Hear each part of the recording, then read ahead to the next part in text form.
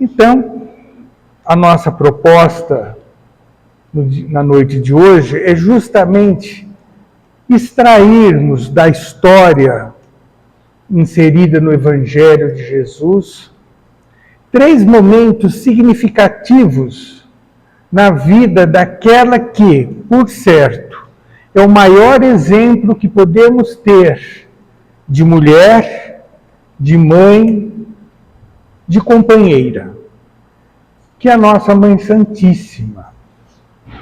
E nós estamos dizendo 3 momentos porque esta condição se repete na vida de todas as mulheres, na vida de todas as mães, mesmo aquelas que trazem esta posição, potencialmente falando. E assim sendo, desses 3 momentos que nós vamos refletir, o primeiro dele é referente ao nascimento.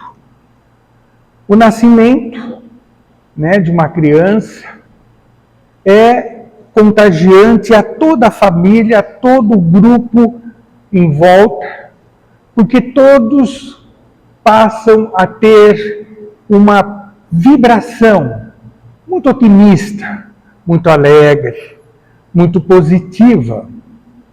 E nós vamos então recordar, na passagem do Evangelho, a importância da mulher aceitar a condição de ser mãe, de gerar um filho, de poder participar da vinda de um espírito às dimensões físicas, para que este possa dar continuidade à sua marcha evolutiva. Então nós vamos encontrar esse texto que diz assim: e entrando o anjo, aonde ela estava, disse: salve, agraciada, o Senhor é contigo, bendita és tu entre as mulheres. E vejam vocês que era uma jovem menina, mas que já trazia os traços da responsabilidade de uma grande envergadura, porque ela não fora apenas escolhida, mas ela lapidou o seu coração, ela lapidou o seu espírito para poder fazer jus a participar da vinda do grande Messias, libertador de todos nós, libertador da ignorância pelo qual nós vivíamos, para trazer a luz da verdade e da esperança. E ainda continua dizendo: e eis que em teu ventre conceberás e dará à luz um filho, e por-lhe-ás o nome de Jesus. Era uma criança, ela era noiva ainda de José, ele já um homem muito mais maduro. E conta-nos, a tradição, que este momento da anunciação de que ela faria parte deste projeto maior espiritual em favor da humanidade, ela haveria de participar ativamente, não só no processo do nascimento em si, mas ao longo de toda a sua permanência ao lado de Jesus. Então, disse então Maria: eis aqui a serva do Senhor, cumpra-se em mim segundo a tua palavra. E o anjo ausentou-se dela. Por esta sua manifestação, podemos perceber a sua maturidade espiritual. Imaginem uma jovem criança tendo esta responsabilidade e aceitando esta condição, porque na época era uma época de muitos preconceitos. Era uma época em que a mulher, como sempre nós falamos aqui nas oportunidades do estudo do Evangelho, a mulher não trazia a valorização que hoje ela tem, ainda bem, né? Seu mérito e mérito da evolução da humanidade. Então vejam que estava se preparando a vinda do Messias num lar simples e humilde, num lar que não havia luxo, não havia poder, não havia honrarias, mas existia um significado maior para isso. Porque se assim fora, se ele estivesse Jesus nascendo em berços de ouro, talvez não haveria a penetração dos seus ensinos em toda a humanidade mais humilde e mais simples.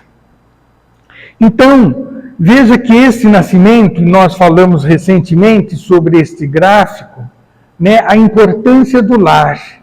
E uma vez mais, precisamos replicar esta ideia, porque, segundo a espiritualidade superior, o processo de regeneração que tanto nós estamos assistindo, participando e almejando a sua melhora, este projeto de regeneração começa nos lares.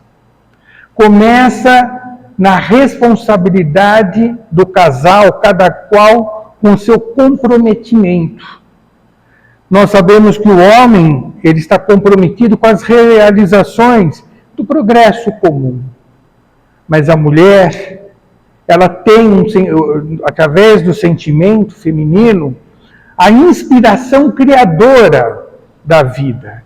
É o que vai nortear a vida daquele espírito que estará vindo naquele lar para poder burilar-se, para poder lapidar-se no sentido de tirar, excluir as mazelas, os equívocos, as viciações que ainda trazemos pela nossa condição infantil e dentro da orientação do casal poder crescer como nessa seta vermelha para a frente e para o alto.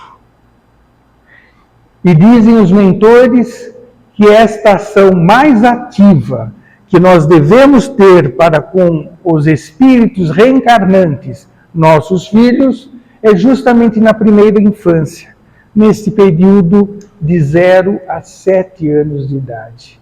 Quando o espírito, ele aceita, né, a orientação, a instrução, ele está mais receptivo às suas tendências, suas características, a sua personalidade está como que dormente. Então, nesse período, os pais podem dar a ele, né, uma diretriz melhor do que ele vinha até então. Aí a importância de nós não terciarizarmos a educação dos nossos filhos, principalmente nessa fase da infância. E dentro do nascimento, já próspero da vinda de Jesus, ainda diz o texto evangélico: e aconteceu que, estando ele ali, se cumpriram os dias em que ela havia de dar à luz. E deu à luz a seu filho, primogênito, e envolveu-o em panos, e deitou-o numa manjedoura, porque não havia lugar para eles na estalagem. Todos nós sabemos, a história é por nós conhecidas, né? No sentido que eles estavam fazendo um recenseamento, e então José tinha que ir até Belém, aonde ele havia nascido, né? Porque é ali que ele tinha que fazer o recenseamento. E no caso a mulher tinha que acompanhá-lo. E lá, como é natural nessa movimentação, não havia hospedagem suficiente. E eles ficaram então num lugar onde os animais dormiam, onde os animais se alimentavam, onde os animais se recolhiam do frio para passar as noites frias. Mas veja que interessante que o fato de Jesus ter nascido e colocado numa manjedoura tem todo um significado espiritual. Porque ele mesmo, mais adiante, vai dizer que ele era o pão da vida. Que quem se alimentasse da sua verdade teria a vida eterna. E ele, então, ao nascer, é colocado no lugar onde os animais comem, numa manjedoura, para servir e não ser servido. Porque com toda a sua evolução, todo o seu potencial, ele poderia estar nos melhores palácios e nos melhores berços imaginados de época, mas preferiu já dar exemplo ao adentrar o plano físico, deitando-se numa manjedoura, mostrando que viera alimentar os homens, alimentá-los de esperança, alimentá-los de verdade, alimentá-los de coragem para enfrentar as adversidades tão comum e necessária a todos nós. Porque a doutrina nos explica que essas adversidades são molas propulsoras para o nosso progresso e a nossa evolução. Então vejam vocês que esse nascimento não é apenas algo folclórico, algo místico, algo para encantar, essas versões em prosa ou em poesias. Tem um significado muito mais importante. E assim, trazendo este paralelo desse nascimento, Maria dando a luz a Jesus, o nosso guia, o nosso grande pastor. Devemos entender, por sua vez, que nossos filhos não nos pertencem. Nossos filhos são espíritos também. Muitas vezes são espíritos mais experientes do que nós. Muitas vezes são espíritos que vêm ajudar as limitações de muitos pais, por que não? Mas devemos entender que nós, pais que somos, nós somos o medianeiro, o intermediário para que eles possam vestir-se de um corpo carnal para poder, então, realizar seu projeto existencial. E é tão importante entendermos isso, que muitas vezes nós extrapolamos este sentimento de amor e nós nos apaixonamos pelos nossos filhos. E aí então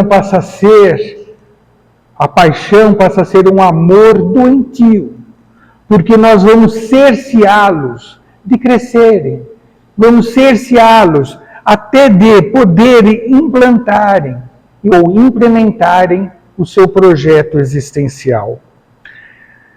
Nós, então, os pais, somos facilitadores do regresso do espírito na lida de sua evolução. Porque nós estamos num começo de caminhada.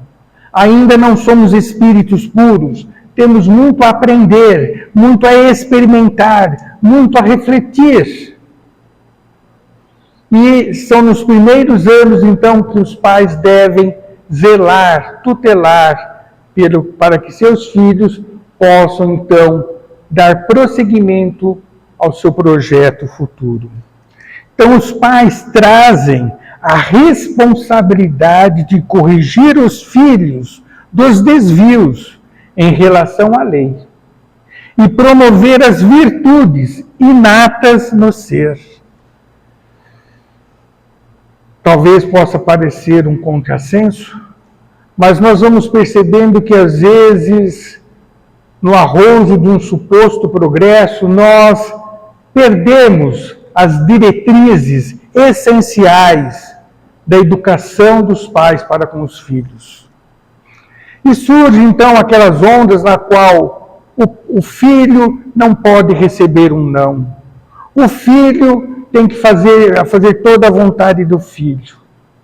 E nós sabemos, e a psicologia nos diz, que a criança nessa idade, ela necessita de encontrar limites. Porque esse limite imposto aos pais vai dar-lhe segurança. Porque se deixá-lo, a criança a esmo, ela não sabe até onde ela pode ir. E ela necessita, como nós necessitamos de limites.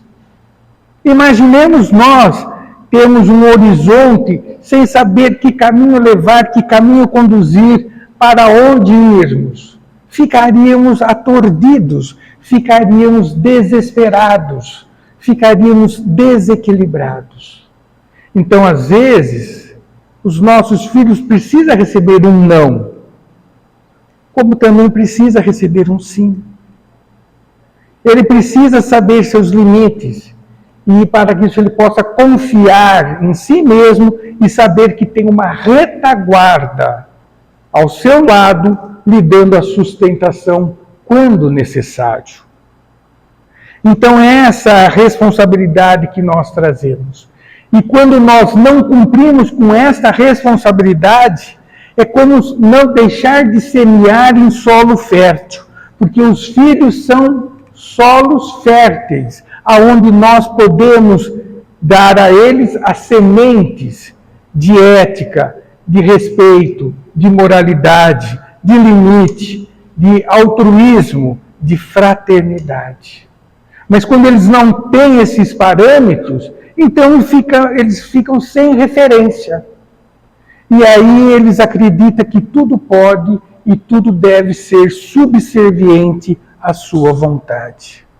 É quando começam os primeiros crises existenciais, que pode culminar com os abismos das violências, da droga e da perdição propriamente dita.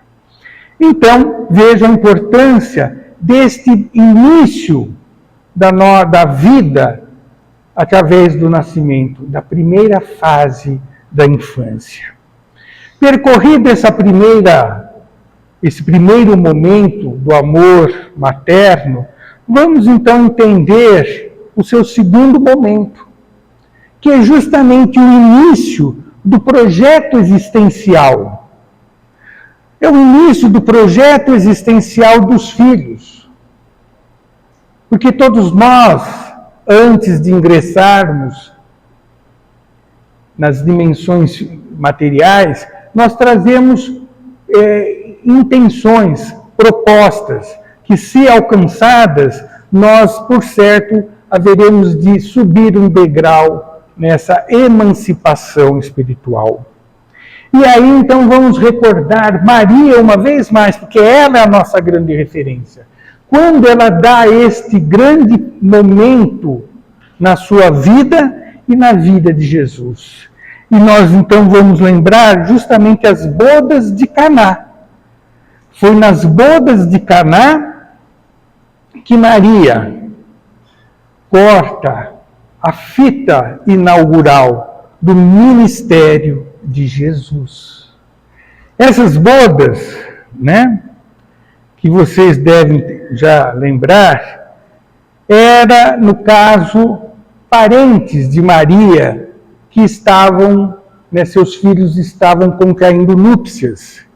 E dentro da festividade do casamento naquela região, era por hábito que esta festividade perdurasse pelo menos por 7 dias. Eram 7 dias de festejos. 7 dias em que os pais, principalmente da noiva, tinham que dar a comida e a bebida. E o vinho era, então, a consagração maior da festividade. Não podia faltar vinho. Não poderia faltar o bom vinho. E, já decorrido um tempo, e era uma família limitada nos seus recursos materiais, diz o texto para nós, e faltando o vinho, a mãe de Jesus lhe disse, não tem vinho. Disse-lhe Jesus, mulher, que tenho eu contigo? Ainda não é chegada a minha hora. Sua mãe disse aos seus serventes, fazei tudo quanto ele vos disser. E na continuidade do texto, então, é trazido 6 talhas de água, almudes, e esta água, então, Jesus converte em vinho. Porque este momento é ímpar, é o início do ministério de Jesus. Porque todo este momento é simbólico, espiritualmente falando. Jesus está nos dizendo que ele viera para nos transformar, para sairmos da essência divina, que é a água, que na Gênesis, no Velho Testamento diz que a água é o símbolo da vida, para transformar esta vida em algo superior. E ele o faz, transformando a água em vinho. Então, dizendo que a sua mensagem, que a sua doutrina era justamente para nos trazer o esclarecimento da lei, para entendermos e aplicarmos a lei. E se assim o fizermos, nós com certeza teremos uma transformação íntima. Seremos espíritos já dispostos a viver no reino dos céus. Então vejam que assim como nós trazemos projetos existenciais, Jesus tinha esse grande projeto. E é justamente Maria que inaugura este projeto. E ele, então, veja que o pedido da sua mãe, ele atende. E ela, em seguida, diz aos serventes da casa, fazei tudo quanto ele vos disser. Por isso que Maria é a nossa grande intercessora. Por isso que ao pedir a Maria, pedir à Mãe Santíssima, nós estamos, na realidade, pedindo para que ela possa nos intermediar. Para assim como aquela família que estava lhe faltando vinho, que seria uma desonra para a casa, quando nós suplicamos a Maria que nos abençoe, que possa nos ajudar, que possa guiar nossos passos, proteger com seu manto, nós estamos pedindo a sua intercessão para que ela possa chegar às alturas celestes e pedir a Jesus que possa interceder em nossa necessidade momentânea. Então este é o grande momento do projeto existencial de Jesus. E ela, mais uma vez, dá início. E sabendo de antemão, por isso que neste diálogo, Jesus diz, mulher, que tenho eu contigo? Quem lê pela superficialidade da letra, pode achar que ele estava se indignando. Não. Na verdade, ele estava lamentando por tudo que Maria haveria de suportar a partir daquele instante. Mulher, que tenho eu contigo, que o meu projeto de vida vai trazer para você, mãe, muitas dores, muito sofrimento, muitas lamentações. É isso que quer dizer esse texto, e não que ele estivesse repreendendo-a. Muito pelo contrário, porque ele amava intensamente a sua mãe.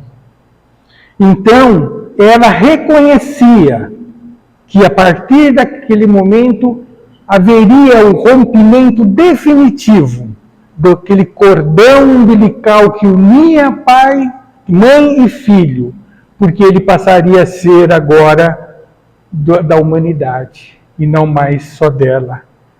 Por isso que ela lamenta, ele lamenta. E isso então nós devemos trazer mais uma vez dentro desta analogia para a nossa realidade, para nós que somos pais e principalmente para as mães aqui presentes nas duas dimensões espirituais. sabendo que filhos são espíritos que trazem uma missão. Isso que nós precisamos entender. E ao entender esta realidade, nós precisamos fazer a nossa parte de sustentação, mas não de intervenção. Respeitar as suas vontades, respeitar seus pontos de vista, respeitar inclusive as suas decisões, mesmo que nos pareça contrário ao seu bem-estar. Mas saber que faz parte do crescimento destes nossos filhos. É uma missão que eles têm. E geralmente, o que acontece? Os nossos filhos saem pelas portas ou do estudo e devem seguir a sua pretensão de trabalho profissional, de realização, não cerceando e não lhe tolhendo, não criando limitações, nem algemando aos seus pés, não permitindo que esses, se necessário for, possa ter longas distâncias para conquistar a sua profissão tão desejada e com que tanto esforço tiveram para estudar. Muitas vezes, as portas é natural do casamento. E como foi visto já na última oportunidade, casamento é aquela nova, é o projeto divino. Casamento é aquele momento em que o seu filho vai levar a educação que você moldou. E assim como ele terá da correspondente, havendo uma fusão e constituindo um novo projeto de lar, um novo projeto de educação, de cultura, de hábitos e costumes. Mais uma vez, devemos saber os nossos limites enquanto pais, de não intervir neste processo de fusão, não intervir e não forçar qualquer coisa que seja contrário ao estabelecimento entre ambos. Porque muitas vezes, como nós já falamos, este casamento que ora se concretiza nas dimensões espirituais, já no plano espiritual, antes de encarnarem, já traçavam os projetos em comum, já estabeleciam as metas a serem atingidas. Porque tudo na vida progride, tudo é para a grandeza do Senhor. E o outro porta também muito conhecido é da profissão. Existem nossos filhos que nos deixam o lar, propriamente dito, para que possam se estabelecer seus compromissos profissionais, seus compromissos de levar ao próximo seu conhecimento, sua experiência, dar a estes as condições também de prosperarem e adquirirem recursos para a sustentação dos seus lares. Então, nossos filhos muitas vezes são os promotores do bem-estar de outras famílias que estão ligados à profissão dos nossos filhos. Então, uma vez mais, saber estabelecer este limite e dar a eles a liberdade, mas sabendo sempre que sempre terão o lar, as suas portas abertas e estarão sempre seguros pela retaguarda que sempre estamos dispostos a lhes dar. Então, reter esse momento não é amor e sim paixão. Todas as vezes que nós extrapolamos os limites do amor, que cerceamos a lei da liberdade, que limitamos o progresso, então nós não estamos correspondendo com o nosso papel de pai.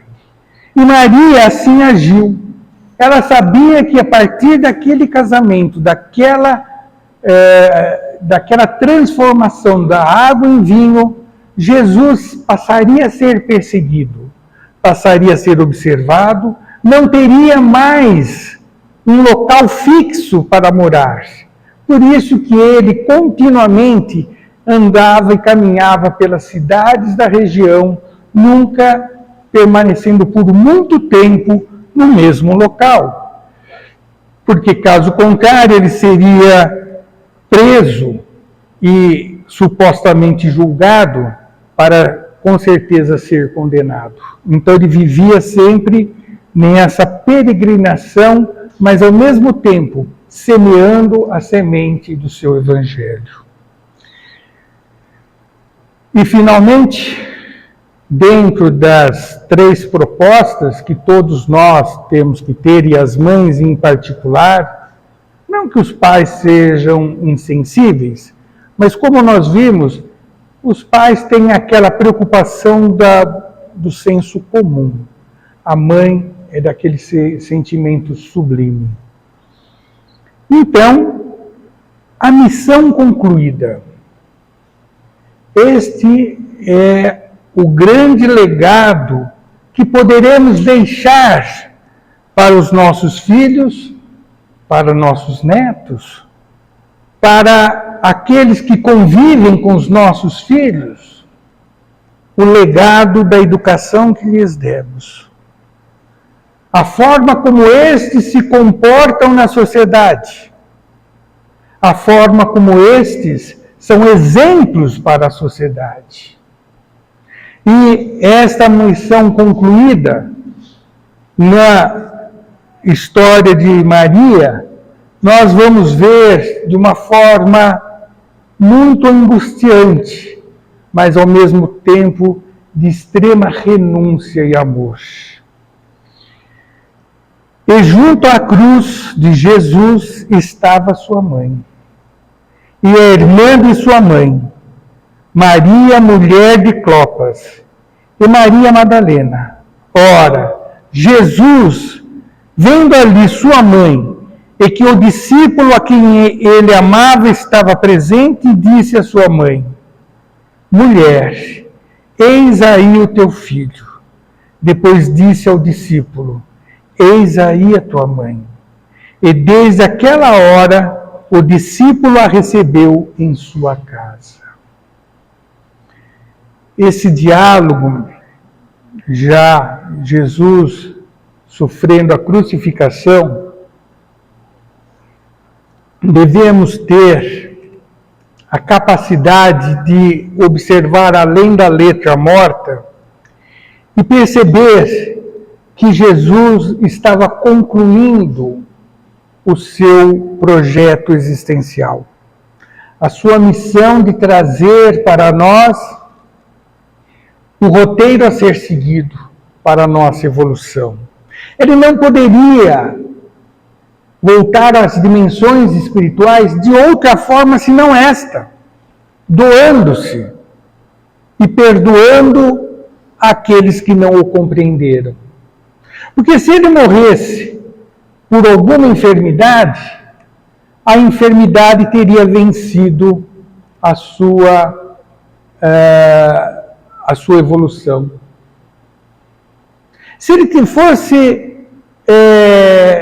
morto por uma arma branca, então ele não teria, como sempre teve, a proteção dos anjos do céu. Se ele morresse pela idade avançada, a idade avançada teria vencido toda a sua proposta de vida futura.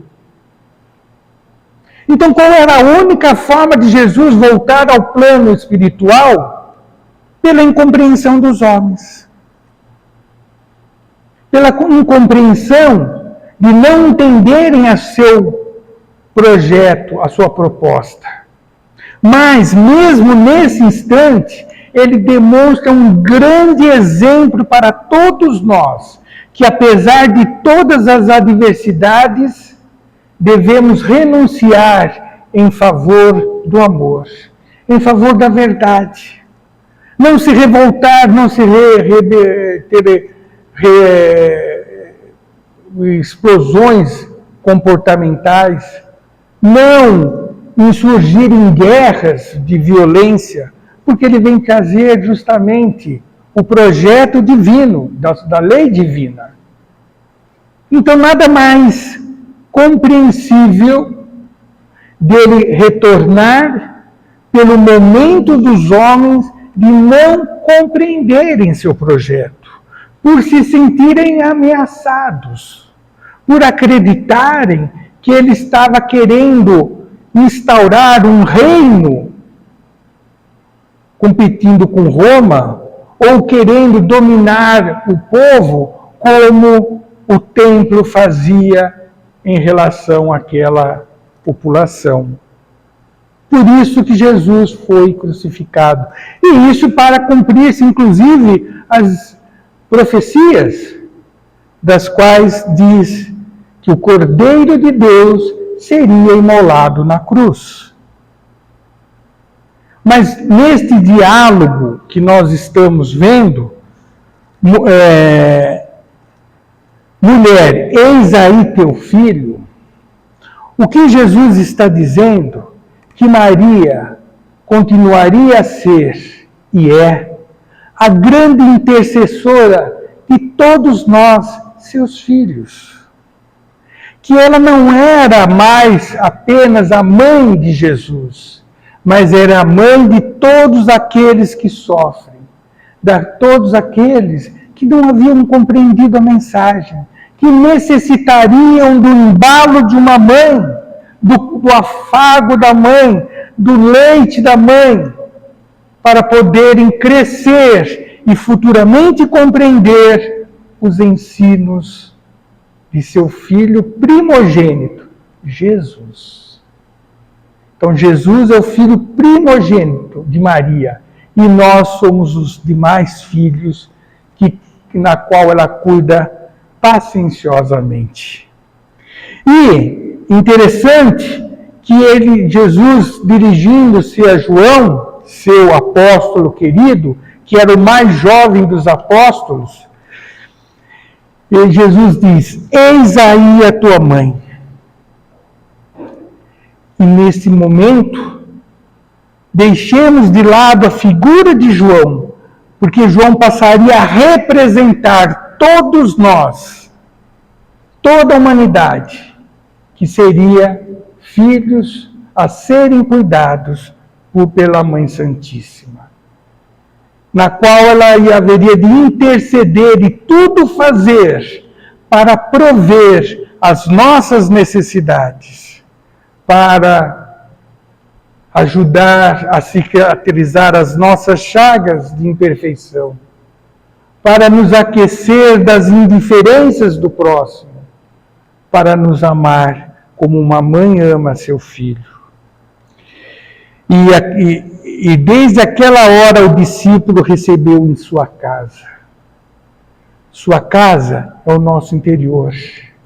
E desde aquele instante todos nós devemos receber Maria em nosso interior, em nosso coração. Porque ela traz esta incumbência de saciar as nossas necessidades e de acalmar nossas tormentas. Assim, ser mãe é assumir de Deus o dom da criação, da doação e do amor incondicional. Ser mãe é encarnar a divindade na terra.